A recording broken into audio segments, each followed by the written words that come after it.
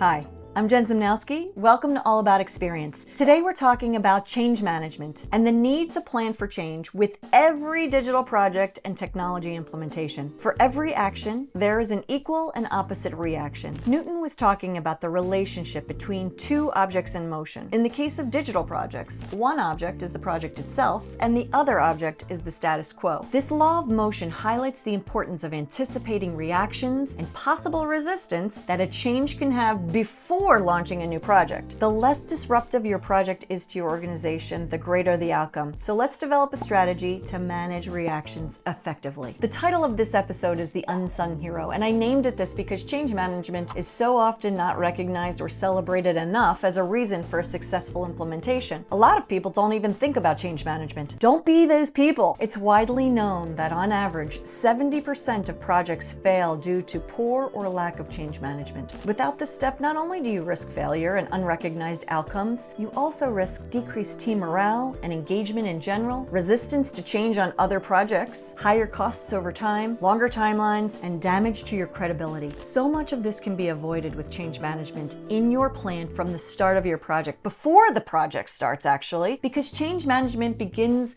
with planning and estimation. It costs money to get the rest of your organization on board with whatever change you're making. So make sure you're planning and budgeting for communication planning, training, additional meetings, and time for people that may not be directly involved in your project. So what goes into change management planning? I'm so glad you asked. Start by defining your project. Write down an overview, the purpose, the benefit, objectives, note who's involved, estimate the length of time your project will take. Maybe you already have this in a business case or a project plan. Great! Once you've done this step, think through and anticipate impacts that your project will have on your team, other business units, your customers. For example, let's say your executive team decides it's time to sell products online and they want the IT team to implement a brand new e-commerce website. Your company has never sold online before, so this is totally new. Once that e-commerce site is launched, do you think there might be additional calls to customer service? Do you think they have the bandwidth and the knowledge to support an influx of new calls? What about the sales team? Now that you're offering an option to buy online, the sales team might see a dip in their opportunities. This is their livelihood. They're going to be mad. You could avoid all of this disruption if you think through different scenarios and envision who and what will be affected. All right, so you've thought through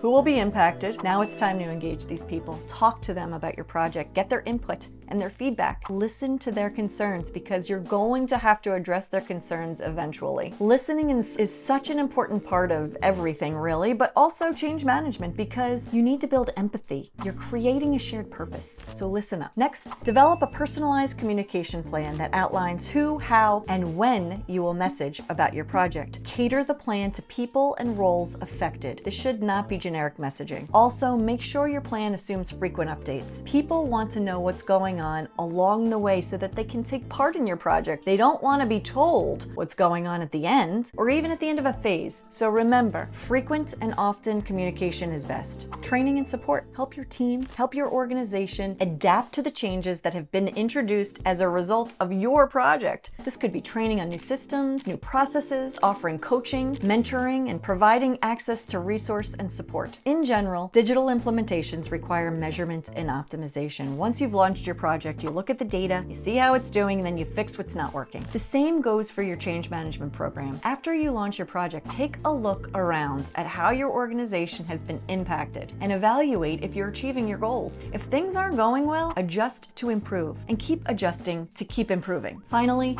celebrate. Do not forget to recognize and celebrate the success of your project and the success of your team, of your organization for coming together and achieving the results that you set out to accomplish. So sing. Sing loudly. Sing proudly about change management.